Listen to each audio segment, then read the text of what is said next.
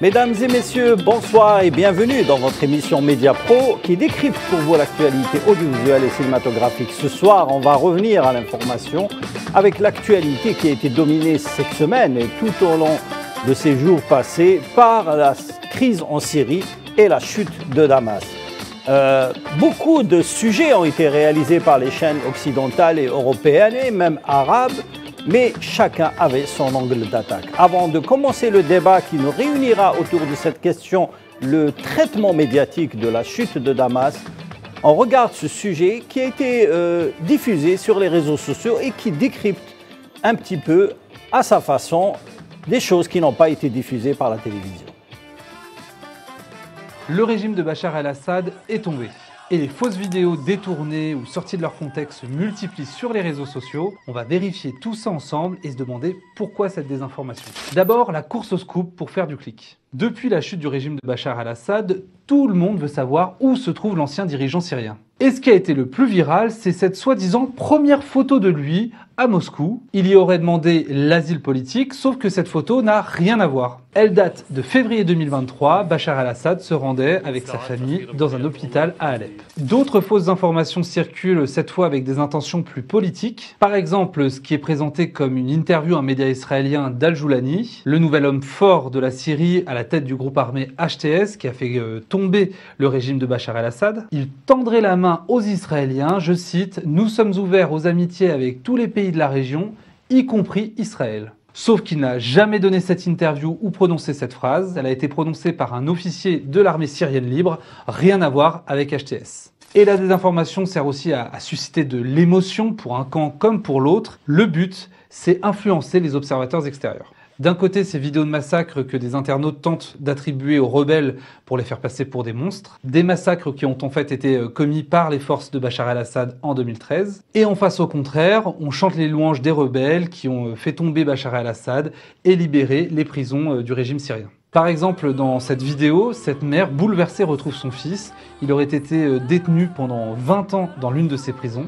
Sauf que la vidéo date de 2018 et n'a même pas été tournée en Syrie. Il s'agit d'une Palestinienne qui retrouve son fils libéré des prisons israéliennes. Voilà, c'était un sujet de décryptage diffusé sur les réseaux sociaux. Bien sûr, c'est une vidéo short qui montre ce que les télévisions mainstream ne montrent pas. Comment a été justement diffusée l'information ou le traitement médiatique de certaines grandes chaînes de télévision, notamment occidentales et même arabes. Comment la désinformation a dominé la chute de Damas.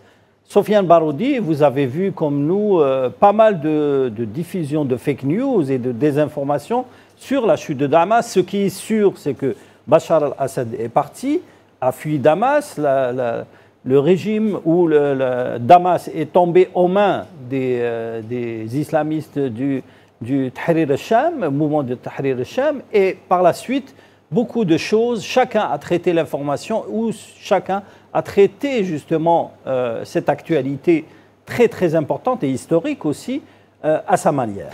Alors déjà, premièrement, ce qu'il y a à préciser, c'est qu'il y a un matraquage un peu intensif sur le fait que ce soit le régime syrien qui soit tombé. Or, l'analyse, si vous voulez, objective et scientifique de ce qui se passe démontre que malheureusement, il s'agit vraiment de la chute ou alors plutôt, si vous voulez, de la désagrégation de l'État syrien, de la République arabe de Syrie, qui est déjà, si vous voulez, dans une situation très compliquée depuis 14 ans, avec à la fois une guerre fratricide qui déchire le pays, mais aussi une guerre à la dimension géopolitique internationale très importante. On rappellera, ce qui est évident et connu de tout le monde, l'implication de grands acteurs géopolitiques internationaux avec des présences dans plusieurs régions de Syrie. Et pourquoi je parle de chute malheureusement de l'État syrien? Parce que tous les attributs, si vous voulez, d'un État moderne, on ne les retrouve plus. Déjà, il y a eu 62 heures après une opération spectaculaire, la plus grande annoncée par l'armée d'occupation sioniste, qui a détruit plus de 80% des capacités militaires de l'armée arabe syrienne. On sait qu'un État, c'est d'abord une armée. Malheureusement, l'armée arabe syrienne n'est plus officiellement. D'ailleurs, les opérations continuent. Il y a eu aussi une transgression d'accords internationaux, notamment ceux liés aux accords de désescalade de 1974 et une avancée passer au-delà de la ligne de désescalade, au-delà du Golan, pour s'assurer une annexion illégale, celle du Golan syrien occupé depuis 67 et annexé en 82. Il y a aussi un autre attribut de l'État qui est celui de l'unité du territoire. Et sur ça, on a un État syrien qui est déjà morcelé depuis plusieurs années. On rappellera que le nord-est de la Syrie, par exemple, est contrôlé par les FDS, les forces démocratiques de Syrie, qui sont un agrégat notamment d'organisations kurdes, les YPG, les YPG, les PYD, le PKK et d'autres organisations qui contrôlent complètement cette région. On rappellera que le nord-ouest de la Syrie, notamment la zone d'Idlib, dont est parti l'assaut des HDS, a été complètement contrôlé par beaucoup de groupes fondamentalistes. D'ailleurs, il faut rappeler que les HDS, c'est un conglomérat d'organisations éparses. D'ailleurs, personne ne l'a rappelé. Il y a plus de 25 fractions armées. La plupart sont des fractions armées d'obédience frériste, salafiste, très conservatrices. Exactement. Qaïda, Front Nosra, qui ont prêté allégeance à Daesh à un moment, qui ont rompu. C'est surtout ce qu'on appelle l'international frériste. Après, il y a aussi d'autres groupes qui font office, si vous voulez, de milices ou d'armées non gouvernementales, comme par exemple l'armée nationale syrienne qui est très très proche des Turcs et qui est très active au nord. D'ailleurs, actuellement, ils sont très actifs dans des confrontations avec les Kurdes, ce qui annonce, si vous voulez, une future, malheureusement, désagrégation et une future guerre civile. Il y a aussi l'armée syrienne libre qui, elle, part plutôt du sud. Et donc, si vous voulez, il y a plusieurs informations qui n'ont pas été vraiment analysées. Pourquoi? Parce qu'il y a tout simplement un enjeu géopolitique qui est très clair. La plupart des capitales occidentales misent sur des acteurs particuliers en Syrie, même si elles risquent, si vous voulez, un peu de se mordre la queue. Je rappellerai que Abu Mohamed al-Joulani, qui est actuellement, si vous voulez, adulé ou alors présenté comme étant la personnalité consensuelle en Syrie, et encore actuellement classée sur les listes du terrorisme international par Washington. Paraît-il que l'administration Biden a l'intention de le supprimer. L'intention, et d'ailleurs aujourd'hui, apparemment, il a rencontré le représentant des Nations Unies à Damas. Il y a un autre attribut, si vous voulez, qui montre, si vous voulez, la désagrégation de l'État syrien qui inquiète vraiment toute la région. C'est pour ça qu'il y a eu rapidement une réunion d'urgence en Jordanie, que les Égyptiens montent au créneau, notamment sur la destruction de l'armée égyptienne. C'est le fait qu'il n'y ait pas eu pour la première fois dans l'histoire politique, en général, quand il y a un changement radical de pouvoir, il y a eu parce que la suspension de la Constitution, il y a ce qu'on appelle une déclaration constitutionnelle. Pour l'instant, à part, si vous voulez, des vœux pieux qui sont annoncés, on n'a pas encore de déclaration constitutionnelle. Il y a un gouvernement provisoire qui a commencé à saisir les instances internationales, qui demandent la reconnaissance. Il y a quelques ouvertures d'ambassades, mais pour l'instant, on ne connaît pas encore la feuille de route qui est énoncée, surtout avec toutes les complications que vit la Syrie, la crise économique, le fait que ce soit une société très très diversifiée, notamment en matière de communautés religieuses assez diversifiées qui craignent pour leur avenir. D'ailleurs, juste une dernière précision, apparemment la communauté druze syrienne qui est implantée au sud, notamment à proximité du Golan, a déjà demandé la protection de l'entité sioniste qui est très très dangereux, éventuellement pour, si vous voulez, l'accomplissement du plan historique de l'entité coloniale sioniste qui est l'expansionnisme sur le Liban, sur la Syrie et aussi d'autres pays de la région. Nous avons avec nous M. Jamal Abina qui est analyste de relations internationales, des questions internationales. Monsieur Abina, vous êtes avec nous? Oui, tout à fait. Alors, il y a un fait apparent, c'est qu'on a montré pendant plus d'une semaine des images de la chute de Damas, de la fuite de Bachar al-Assad, de l'absence de l'armée syrienne gouvernementale. Hein. Et en même temps, on a caché les violations de l'entité sioniste sur la Syrie, les bombardements. Et l'armée sioniste est même arrivée à 25 km de Damas. Tout à fait, il ne faut quand même pas perdre de vue, c'est que ce qu'on appelle désagrégation, c'est une situation qui était planifiée. Je ne crois pas du tout au hasard, hein, parce que pendant 14 ans, Assad a tenu parfaitement, alors qu'il y avait beaucoup de personnes sur le théâtre d'opération. Il a tenu, pardon, monsieur Albina, il a tenu 14 ans et la chute du régime n'a duré que 13 jours. 13 jours parce qu'il n'y a pas eu de combat. Ouais. Il faut quand même voir ce qui s'est passé. Il n'y avait pas de combat, tout à fait, oui. Il y a eu un peu de combat à Homs, après plus rien. On ne donnait aucune directive aux soldats syriens qui étaient largement en mesure de contrer cette offensive. Et il se trouve que la poche d'Idlib, c'est là où étaient concentrés tous ces gens, qui sont aidés à la fois par les Turcs, par les Américains, par les sionistes. La poche d'Idlib était en situation, il y a encore 2 ans, d'effondrement. On savait qu'à tout moment, l'armée syrienne pouvait reprendre le dessus, l'armée arabe syrienne. Et il se trouve que, comme par miracle, les sionistes font un pseudo cessez-le-feu avec le Liban face à Hezbollah et vont attaquer par derrière. Et il se trouve aussi que l'Iran, qui devait faire une réponse, il ne faut jamais perdre de vue que l'Iran devait faire une réponse à la dernière attaque, n'a toujours pas fait sa réponse. et que cette histoire-là va arranger l'Iran. Parce qu'effectivement, si l'axe de la résistance, c'est de ça dont on parle, est morcelé, si le fil conducteur qui permettait d'alimenter le Hezbollah en armement venant d'Iran via la Syrie n'est plus alimenté, à ce moment-là, la donne change. Et je pense qu'en sous-jacent, il y a eu des négociations, aussi bien avec Assad, d'ailleurs, qui n'a même pas donné de directive de combat, qu'avec les Iraniens, ça va de soi, avec les Turcs, puisqu'ils se sont rapprochés dernièrement, avec les sionistes qui ont fait croire qu'ils allaient un peu lever le pied. Ils ont eu des négociations pour faire en sorte qu'effectivement l'Iran soit moins impliqué, sans doute, ça n'a pas de recul, que les Libanais trouvent plus ou moins un terrain d'entente pour calmer le combat et arrêter la guerre, puisque bientôt c'est fini malheureusement à Gaza, ils ont déjà tout rasé, donc il n'y aura plus grand-chose à faire, et que comme par hasard, on active quoi? On active les réseaux les plus radicaux du monde arabo-musulman, à savoir ces fameux fréristes, salafistes, tous ces courants radicaux qui étaient, ça a été rappelé, des anciens d'Al-Qaïda ou de Daesh. Donc tout ça pour dire qu'aujourd'hui, on les présente comme des héros, comme une sorte de nouveaux freedom fighters, qui ne sont pas, et ils auraient pris avec des moyens dérisoires. Il n'y a pas beaucoup d'armement, c'est beaucoup d'armements syriens abandonnés qui ont été saisis par ces fameuses forces qui venaient en pick-up, ils ne venaient pas avec de grands équipements et sans aviation. Même pas de blindés, pour être plus précis.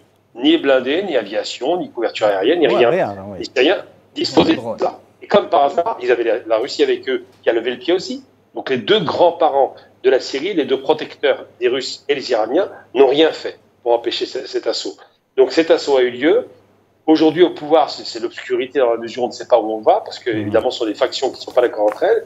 On a un homme qui a été relooké, qui a un look beaucoup plus présentable. La barbe hirsute a laissé place à une barbe taillée, on dirait presque une sorte de cosaque, très civilisé, alors qu'il y a encore 2 ans, c'était un terroriste aux yeux des Occidentaux. Et on a surtout une armée syrienne qui vient de voir, ça a été dit à l'instant par Sofiane Balodi, la destruction totale de ses capacités, non seulement défensives, mais offensives. Donc aujourd'hui, on est sur un territoire qui n'existe plus, avec un des derniers piliers du panarabisme et du front du refus qui était la Syrie, parti Baas, donc parti de la Renaissance aujourd'hui, est mort. Et on est avec des courants radicaux qui vont jamais bien loin en règle générale, qui n'apportent pas grand-chose à leur population, mais qui sont les parfaits idiots utiles du système, qui vont jamais tirer une balle en direction des sionistes, on le sait déjà, mais qui vont effectivement alimenter une guerre civile sous-jacente qui ne trouvera jamais son terme. On l'a vu en Irak, jusqu'à récemment c'était la guerre civile. On voit en Afghanistan, 20 ans de guerre civile, et je pense que malheureusement la Syrie est très loin de trouver l'apaisement avec ce genre de radicaux au pouvoir. Alors, en tant que spécialiste justement des questions internationales, comment vous avez analysé le traitement médiatique aussi bien arabe qu'occidental, sachant qu'il y avait des sujets très négatifs sur le régime de Bachar al-Assad et rien n'a été fait en échange sur le nouveau chef des islamistes de Harakat Tahrir al-Sham? Déjà, le nouveau chef, je ne sais pas combien de temps il durera ce monsieur, parce qu'effectivement, il y a une véritable bataille à la tête. Ça va être très, très étonnant. Vous savez, il y a les YPG dans le nord. Vous êtes optimiste, apparemment. Pas pour lui. J'espère pour les Syriens, mais pas pour lui. Donc, c'est le front du refus qui vient d'être encore frappé. On le sait, parce que vous noterez qu'à chaque fois qu'un pays tombe, ça n'est jamais un royaume, jamais un sultanat. C'est uniquement les républiques arabes. Pourquoi? Parce qu'effectivement, c'est les seuls qui ont tenu jusqu'au bout face à l'entité. Donc, qu'est-ce qui va se passer? Déjà, si effectivement il tient la route, je ne crois pas, mais imaginons qu'il réussisse à plus ou moins faire en sorte que le centre de la Syrie, puisqu'il aura une portion congrue, puisse être tenu, il aura du mal à faire face d'un côté aux Druzes, qui ont toujours tendance à être plus ou moins pro-sionistes, de l'autre côté aux YPG, qui sont les ennemis des Turcs, et les Turcs vont intervenir, nous le savons déjà, pour éradiquer ces courants qui sont sécessionnistes, qu'on parle de Kurdes, et de l'autre côté encore d'autres courants salafistes qui sont très vent debout vis-à-vis de ce monsieur, sans parler de la résistance arabe qui restera syrienne, qui restera de toute façon. Il y aura du mal à agréger tout cela, parce qu'effectivement, d'abord, le pays n'a plus d'armée, ça a été dit, et l'armée, c'est quand même la colonne vertébrale d'une nation, et ensuite et surtout, même si on critique beaucoup les armées des pays arabes, par exemple, en l'occurrence, c'est elles qui les tiennent, et surtout, et le plus important, c'est de se dire, comment voulez-vous faire corps avec un homme qui, il y a encore moins d'1 an, avait des postures radicales, était contre les minorités, était l'émanation de ceux qui ont détruit, rappelons quand même qu'ils ont détruit, et je parle de ces co-religionnaires, entre guillemets, parce que je ne mets pas de religion dans cette politique barbare, qui ont détruit quand même les plus beaux sites archéologiques de Syrie. C'est quand même extraordinaire de l'oublier de ça. De Palmyre. Bien aujourd'hui, de Palmyre, absolument. C'est une cité millénaire, c'est quand même le fondement de l'humanité qui a été détruit. Je rappelle que les 2 grands piliers de la civilisation arabo-musulmane, c'était Bagdad et Damas. Aujourd'hui, on voit ce que c'est devenu.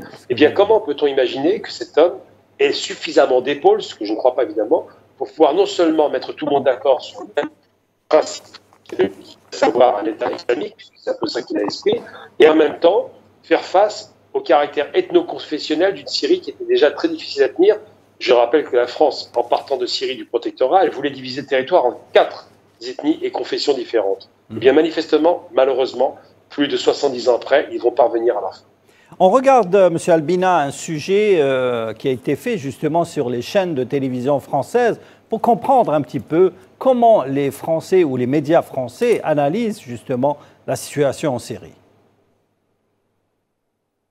Nous venons tout juste d'entrer en Syrie par la frontière libanaise. Lorsque nous étions au Liban, là-bas, nous avons été contrôlés par l'armée libanaise. Mais depuis que nous sommes entrés sur le territoire syrien, eh bien là, rien, aucun contrôle, personne n'a vérifié nos identités, personne n'a vérifié nos passeports. Cette route qui, il y a quelques jours encore, était aux mains de l'armée syrienne, et bien désormais elle est aux mains des rebelles syriens. Regardez par exemple, on trouve le long de cette route ces portraits de la famille Assad complètement déchirés, ces magasins qui ont été pillés, notamment depuis la chute du régime de Bachar al-Assad. Cette zone qui est la frontière entre la Syrie et le Liban est désormais aux mains des rebelles. Nous avons vu plusieurs hommes en armes, même des adolescents. Ce sont eux qui désormais contrôlent cette zone depuis la chute de l'armée de Bachar al-Assad.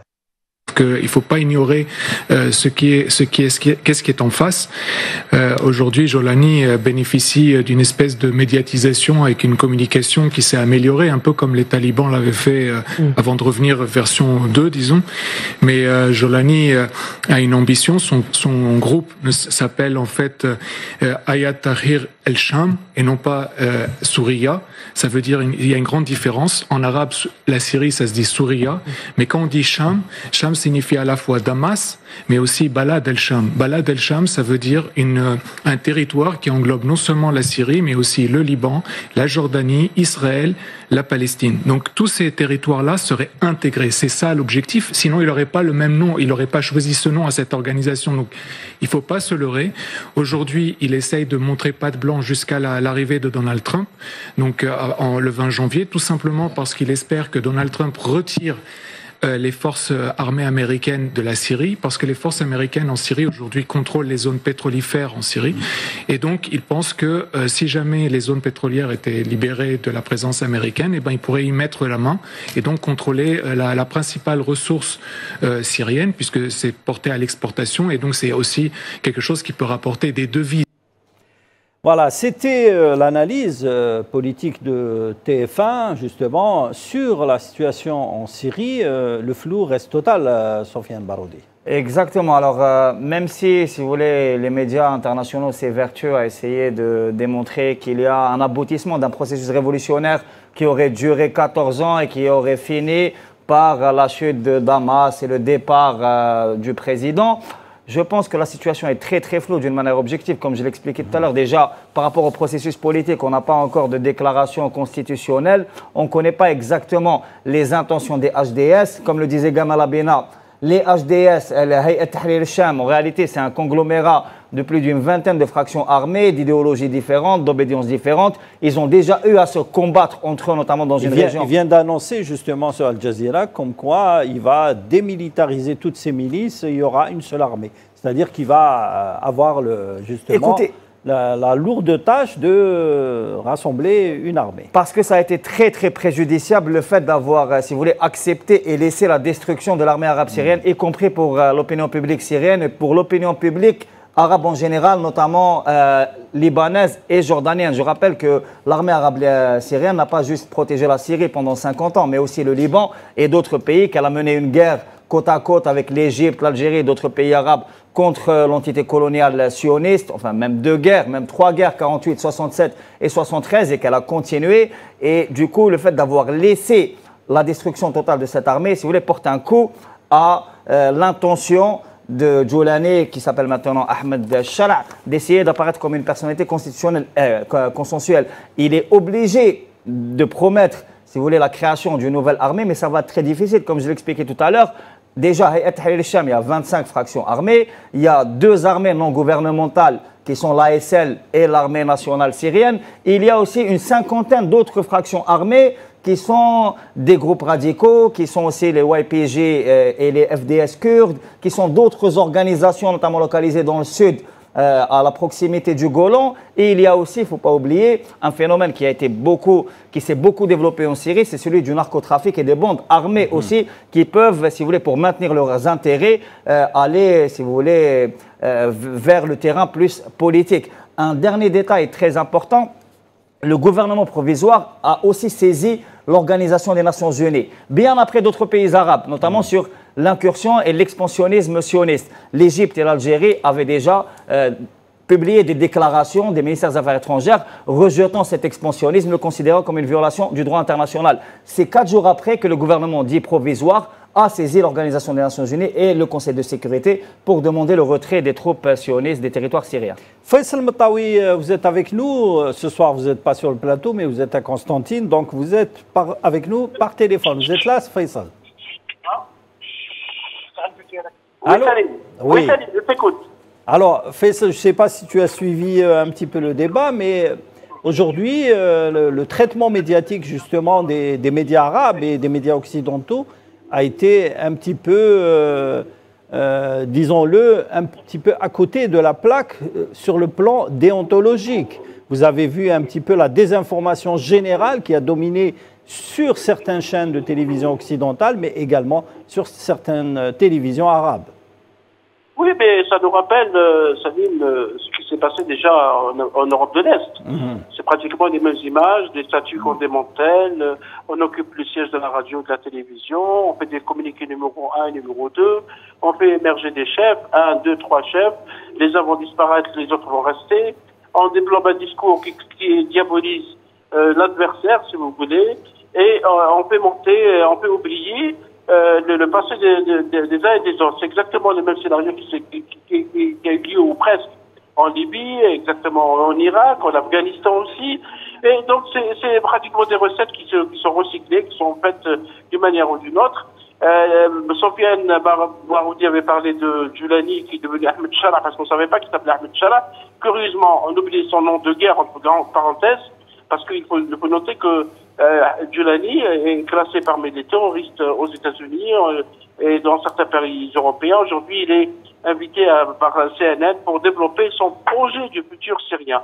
Ça veut dire que c'est ça le futur qu'on veut donner à la Syrie. Sauf qu'il n'y a pas de destruction de l'armée, des capacités militaires de l'armée syrienne. Ça fait exprès, évidemment, parce qu'on veut détruire l'État syrien. C'est l'État syrien, pratiquement, celui que nous avons connu jusque-là, pratiquement a été détruit. Et il est vrai qu'il y a l'administration, il est vrai qu'il y a un gouvernement provisoire, mais les capacités de dépense de l'armée syrienne ont été détruites. C'était ça le projet.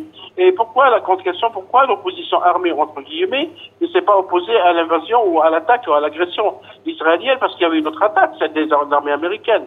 En 2018-2017, on avait dit que l'armée américaine avait détruit les capacités de l'État islamique Daesh. Et là, et même l'ancien président, le président de l'époque voulait retirer les troupes de la Syrie. Curieusement, ces troupes sont restées d'abord pour protéger le pétrole du nord de la Syrie qui est pillé, parce que les médias occidentaux ne parlent pas de ce pétrole syrien, ou rarement. Pourquoi le pétrole syrien ne profite pas au peuple syrien? Pourquoi ce pétrole est pillé et part à l'étranger? La même chose pour le blé et l'orge du nord de la Syrie qui est détourné à l'étranger par des forces qui sont, ou plutôt par des groupes qui sont protégés par les armées ou des groupes qui existent dans cette région. Il y a notre mensonge, aussi plutôt une autre mission. Pourquoi on ne parle pas des pillages des musées en Syrie? Après Palmyre qui a été partiellement détruite, on est en train de détourner, de voler des biens culturels du peuple syrien dans le silence le plus total. Donc il y a un comportement des médias qui est parfois douteux parce que les recettes qui sont servies, c'est celle de dire que Djoulani pourrait éventuellement rassembler le puzzle syrien. Personne n'y croit parce que Sofiane a bien développé et M. Abina aussi. Il y a plusieurs groupes en Syrie presque inconciliables. Est-ce que ce qui est appelé les forces démocratiques de Syrie, les FDS, qui sont soutenues par les États-Unis. Est-ce qu'ils vont s'asseoir à la même table avec les HTS ou la Hayat al-Sham, qui est un groupe qui est formé de plusieurs groupes hétéroclites et qui peut-être ne s'entendent sur rien. Et hier, ils étaient à Daesh, ils étaient à Qaïda. Aujourd'hui, ils vont garantir un avenir démocratique. Donc effectivement, oui, il y a un comportement suspect, un comportement douteux, qui suit parfois certains agendas, certains choix qui sont faits pour les États du Moyen-Orient. Parce que rappelez-vous, plusieurs pays ont été détruits pratiquement en grande partie presque de la même manière. C'est le cas notamment de la Libye qui peine à trouver une solution politique et sécuritaire à sa crise. Vous avez aussi le cas de l'Irak, qui est aussi a peur aussi que ce qui se passe en Syrie se déplace en Irak, et je pense que ce projet de détruire la Syrie va se poursuivre dans d'autres pays. Merci Faisal, on revient vers vous après une courte pause de publicité.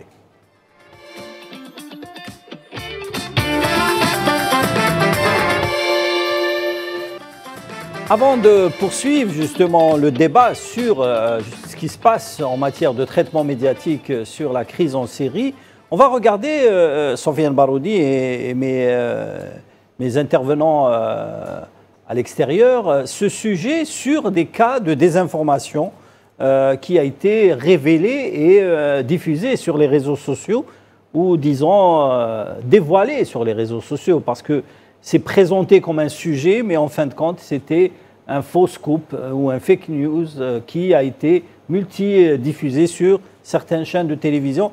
On regarde deux vidéos sur la journaliste de CNN, mais également de la chaîne libanaise MTV.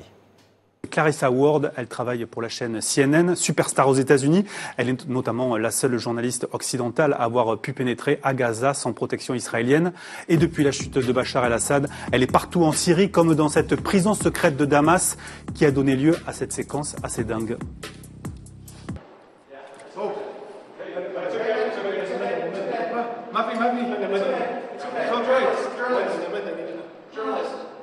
Au départ, Clarissa Ward était à la recherche d'un journaliste américain dans ses cachots. Elle n'a trouvé aucune trace de lui, mais ses équipes sont tombées sur Adil Urbal, un citoyen syrien enfermé depuis 3 mois.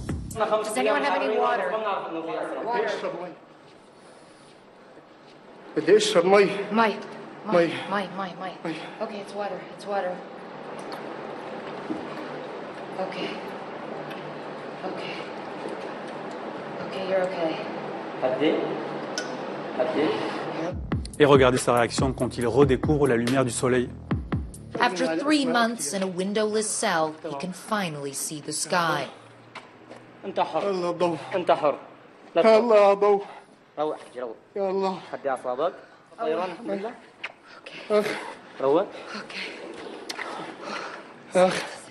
Adil est désormais libre, mais comme on peut le voir sur ces images, il est pétrifié, tremblant, il se cramponne fort à ses libérateurs. Son estomac ne supporte pas la nourriture qu'on lui donne. Un état qui en dit très long sur les atrocités commises par le régime Assad, régime dont il n'avait aucune idée de la chute 4 jours plus tôt. Are you serious, he says? Syria harra. Syria is free, he tells him.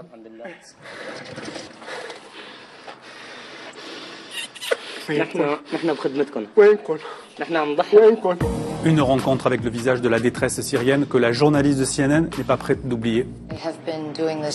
Je fais ce travail depuis près de 20 ans et c'est l'une des choses les plus extraordinaires dont j'ai été témoin.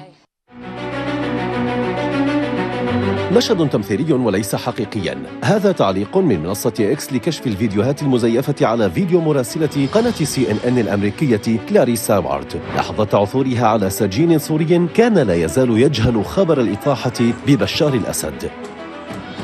المراسلة قالت إن السجين كان في الظلام الحالك وحالته مزرية وظهرت وهي تسنده لإخراجه من السجن. التقرير حقق مشاهدات عالية فيما يظهر تعليق تحت الفيديو في منصة إكس ينفي حقيقة الفيديو ويقول إنه مجرد فيديو تمثيلي.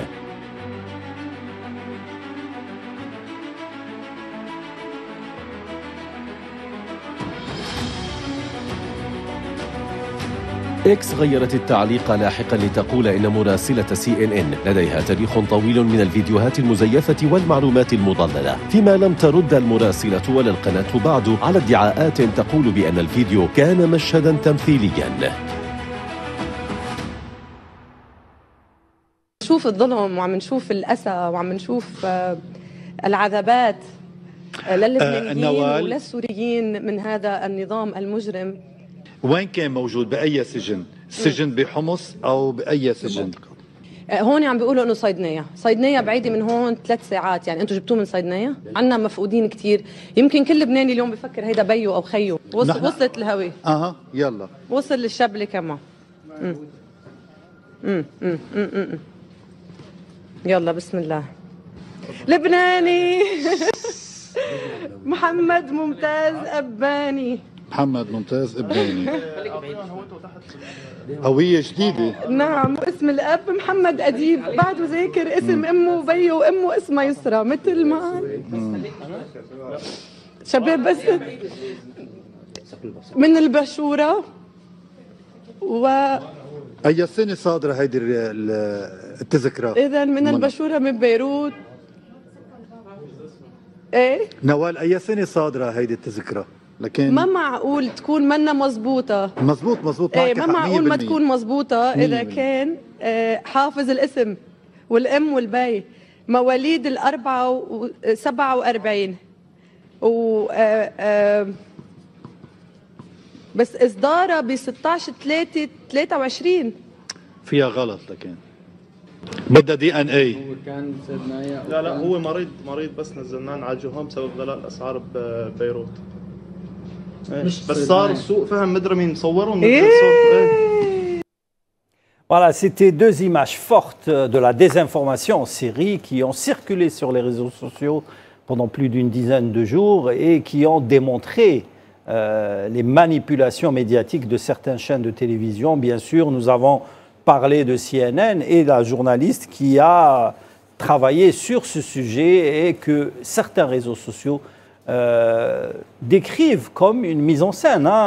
Kalissa Ward, qui est connue pour son parcours à CNN, a pondu une mise en scène sur les prisons de Sadnaya où elle a découvert un prisonnier qui découvre la lumière. Sofiane Baroudi, c'est vraiment ubuesque tout ce qui se montre sur les grandes chaînes de télévision comme CNN. Et même, on a vu le dernier sujet sur MTV, la chaîne libanaise, qui a cru découvrir le plus vieux prisonnier à Damas, et finalement elle est tombée sur un malade libanais qui est venu simplement se soigner à Damas parce que les soins étaient très chers à Beyrouth. Alors on a déjà pris l'habitude de ce qui est devenu une tradition, celle du média mensonge qui accompagne à chaque fois, si vous voulez, les objectifs tactiques qui sont à proprement parler des objectifs tactiques, militaires et politiques.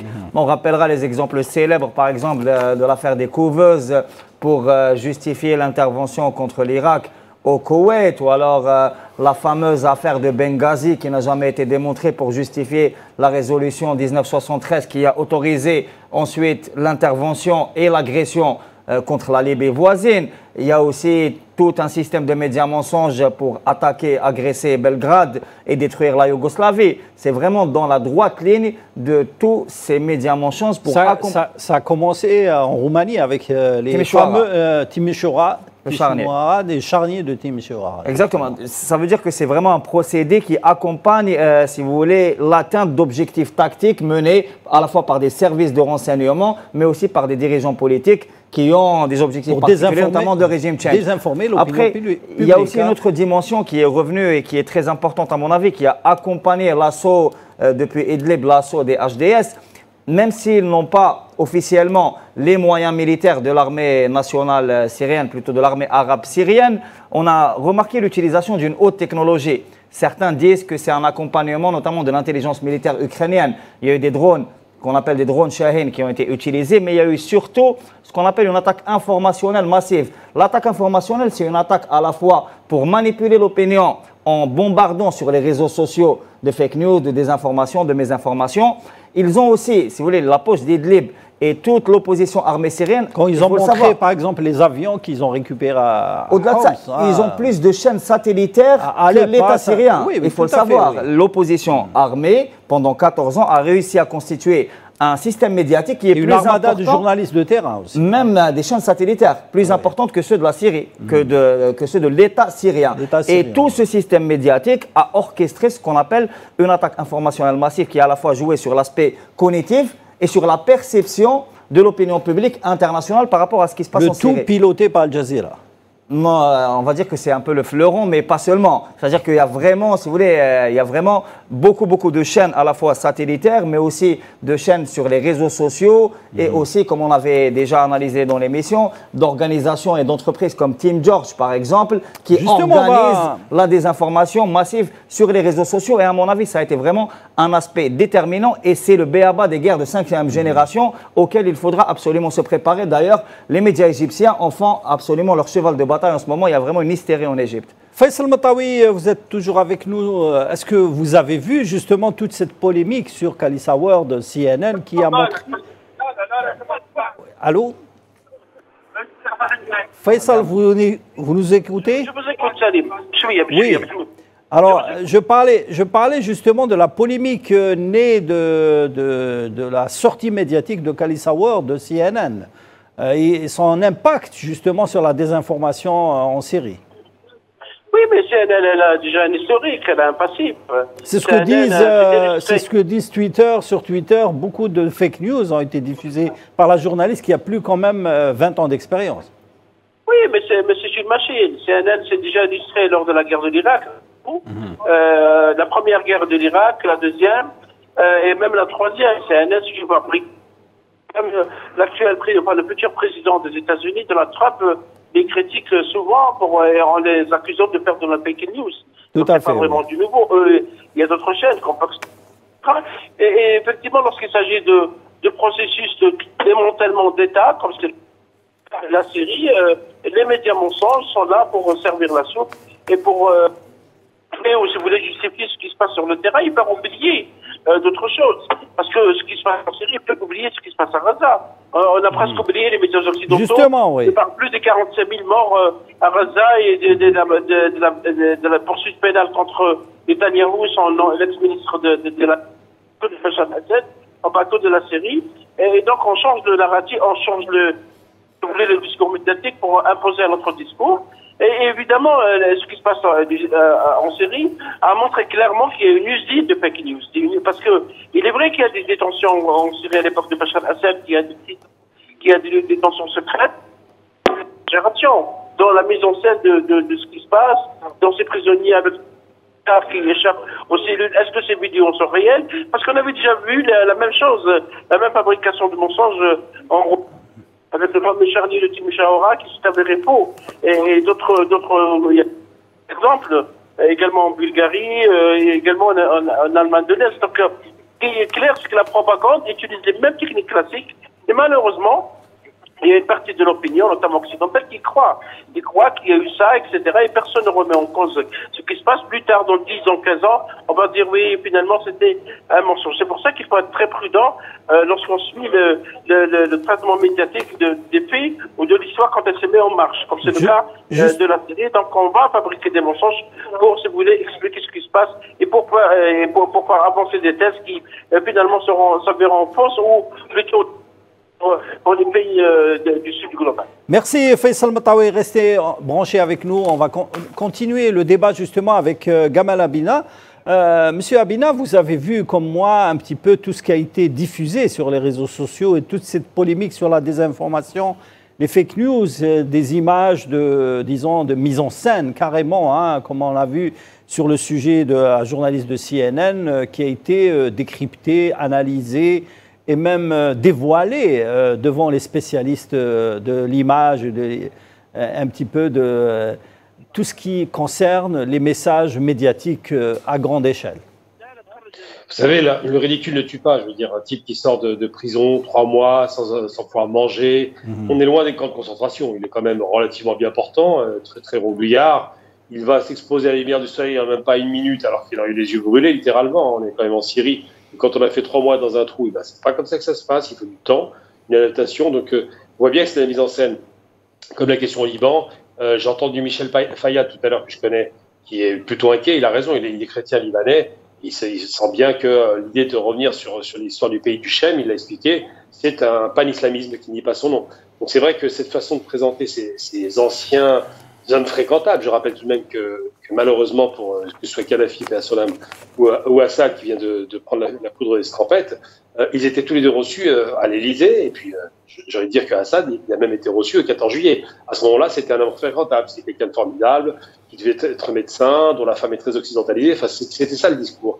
Et en un tour de manche, via les médias mensonges, cher Michel Collomb, se sont manifestés, comme ils le font toujours, pour diaboliser l'ennemi, pour en faire une sorte de criminel de guerre permanent, de tortionnaire qui n'a pas de raison de le faire, mais qui le fait par sadisme.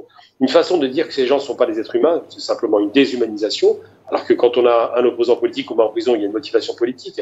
Mais surtout, et c'est important de le rappeler, ces hommes deviennent des monstres aux yeux de l'Occident pour justifier d'arrivée d'autres personnes qui étaient moins fréquentables.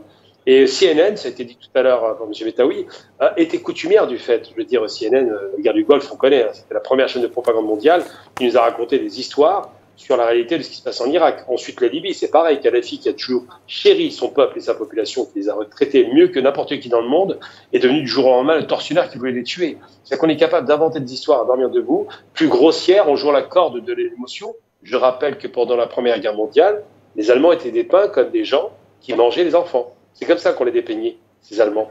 Je rappelle qu'en Irak, on a fait le coup des enfants à nouveau avec les couveuses, que l'armée irakienne aurait jeté des couveuses des enfants koweïtiens. On a fait croire ça, pourquoi? Parce que ça touche la sensibilité. Et qui a inventé ça devant CNN? La fille d'un ambassadeur koweïtien qui n'était même pas au Koweït à ce moment-là. Donc une propagandiste qui a été payée pour cela. Je rappelle récemment encore que l'attaque de Hamas s'est conclue par l'idée qu'ils auraient massacré, alors toujours des chiffres bibliques, hein, 40 enfants auraient été décapités. Une propagande très ancienne qu'on connaît, décapités, les Arabes décapitent toujours, c'est connu, éventrés, violés, enfin c'est toujours le même principe qu'on utilise pour diaboliser, pour dire que ces gens ce sont des monstres. Mais dans les faits, c'est pour cacher qu'une armée de pick-up, faiblement équipée, même s'il y a eu effectivement des drones Shahid qui deviennent très populaires, faiblement équipée, et puis renverser une armée aussi puissante que l'armée syrienne, qui, je le rappelle aussi, était la parente, enfin la sauvegarde du Liban à une époque. C'est quand même la Syrie jusqu'en 2005 qui garantissait la sécurité du Liban. Du jour au lendemain, elle n'est même pas capable de garantir sa propre sécurité. Et bien l'Occident nous avons des mensonges grossiers pour justifier effectivement de l'arrivée d'autres personnages moins fréquentables. Mais j'ai envie de dire simplement que l'objectif, in fine, malheureusement, et je peux l'annoncer directement parce que c'est une triste redite à chaque fois, c'est simplement de faire de ces armées de pick-up d'incapables, de gens très sous-éduqués, peu réfléchis, c'est moins qu'on puisse dire, qui n'ont pas de vision d'État, mais qui ont une vision ethno-nationaliste pour certains, ou simplement religieuse et pan-islamiste pour d'autres. Eh bien, ces gens se ressemblent tous. Vous avez le même principe des armées de pick-up qu'on a trouvé en Afghanistan, la même chose qu'on a trouvé avec les Shebabs en Somalie, la même chose qu'on a trouvé en Irak, même si ça n'a pas duré, la même chose qu'on a trouvé évidemment et qu'on trouve aujourd'hui en Syrie. Ce sont des gens qui sont, et en Libye d'ailleurs, c'est en train de se produire, ce sont des gens qui sont les idiots utiles, je l'ai dit tout à l'heure, je le répète, d'un système qui ne veut pas dire son nom. Le but, c'est de faire de ces régimes arabes, de ces républiques, je le rappelle, des micro-États qui se font une guerre éternelle et qui n'obtiendront jamais une vision globale de la nation arabe et de libération de la nation palestinienne. Monsieur Albina, restez encore avec nous. Je voudrais vous montrer quelques images, justement. On voulait les montrer en direct, mais je voudrais que vous commentez avec nous un petit peu ces images d'un Américain qui a été révélé aux médias comme étant un journaliste disparu, Tim Roth, et qui finalement, un simple Américain, venait faire du pèlerinage religieux. Je demande un petit peu au réalisateur de montrer ces images et en même temps avec nous, Monsieur Albina, commenter cette polémique et en même temps cette désinformation qui a été diffusée sur les réseaux sociaux et qui manifestement dénonce un petit peu le fake news et la désinformation généralisée sur cette question en Syrie. Vous savez, les mises en scène comme celle-là d'un homme alité qui souffrirait, qui aurait été, qui n'est plus d'ailleurs journaliste comme par hasard, on peut faire dire n'importe quoi à n'importe qui. Tim Roth, pour moi, c'est un acteur. C'est pas du tout ça. C'est un vrai acteur pour le coup. Et là, en l'occurrence, on nous présente un homme qui souffre, qui est alité, qui ne peut pas se lever, avec une barre comme ça qui a duré depuis. On imagine un traitement qui va durer depuis des mois de prison. avec une torture garantie, puisqu'on va le sous-jacent, c'est de se dire qu'il a été torturé. C'est une façon, encore une fois, de montrer que le régime syrien, qui n'est pas un régime de temps, je précise quand même, est un régime diabolique. Voilà, c'est l'idée de se dire que ce ne sont pas des êtres humains, puisqu'ils réduisent les hommes à l'état de squelettes, en l'occurrence. Alors, ils n'ont pas eu beaucoup de squelettes. Vous avez bien vu que la plupart des personnes qui étaient présentées n'étaient pas des squelettes humains. Et c'est vrai que l'idée de se dire qu'on les torture, qu'on les massacre, qu'on les jette dans des geôles, et il y a eu des actes de torture, c'est pas discutable, c'est faire croire que le régime était un système qui systématiquement utilisait ces méthodes-là contre ses opposants ou d'autres. Là, on voit bien que cet Américain qui est là, Hagar, semble avoir souffert martyr. On ne sait pas qui il est, on ne sait pas d'où il vient, on ne sait pas pourquoi il est là. On va apprendre par la suite qu'il n'est pas ce qu'on a dit qu'il était, que finalement c'était un simple pèlerinage, mais c'est vrai que dans ce pays, la Syrie, qui est un nœud, c'est un verrou stratégique dont la Russie a besoin, par exemple, pour ses navires de guerre, ou dont l'Iran a besoin, on le sait, pour une question stratégique, eh bien ce pays est devenu un problème pour le reste de l'Occident. Et aujourd'hui, des médias mensonges, je le répète à nouveau, comme le dit Michel Collomb, nous présenteront une chose qui demain sera démontrée, mais une fois que la guerre est passée, le mensonge appartient finalement à celui qui a gagné. Merci, Monsieur Gamal Albina. Restez avec nous. On poursuit, on finit un petit peu cette émission avec Sofiane Baroudi. Vous voulez rajouter sur l'implication justement des Occidentaux dans cette manipulation médiatique? C'est-à-dire que à la fois, il y a un travail de désinformation, une attaque informationnelle massive, un travail de médias mensonges pour accompagner, si vous voulez, des objectifs tactiques, mais il y a aussi des occultations mémorielles très importantes. Il faut rappeler que pendant les 14 années qu'a duré la guerre mondiale contre la Syrie, il y a une implication notoire aussi de services de renseignement occidentaux, notamment dans l'acheminement d'intégristes, de fondamentalistes jusqu'en Syrie, par exemple la France, et on rappellera le célèbre propos de Laurent Fabius, qui était ministre des Affaires étrangères, sur Jabhat al-Nusra, un groupe terroriste notoire, qui disait que Jabhat al-Nusra faisait du bon boulot. Il faut rappeler qu'il y avait un accompagnement de ces groupes-là et qu'au jour d'aujourd'hui, il y a des milliers de citoyens européens qui sont encore en Irak, en Syrie, dans des camps, ou alors actifs dans des groupes armés, dans des groupes fondamentalistes. Mais c'est des questions qui ne sont pas exposées à l'opinion publique, qui trouverait un peu, si vous voulez, un peu bizarre ce genre de comportement de la part de pays qui sont aussi notoirement islamophobes et qui sont, si vous voulez, opposés à l'essor du monde arabe et qui participent, qui sont complices à la destruction des armées, des nations et des États de la région. Merci Sofiane Baroudi, merci Gamal Albina d'avoir participé avec nous à cette émission de décryptage sur la désinformation, sur la crise en Syrie. Je salue également Faisal Matawi qui est resté avec nous en direct de Constantine. On vous donne rendez-vous la semaine prochaine avec un nouveau décryptage sur Mediapro.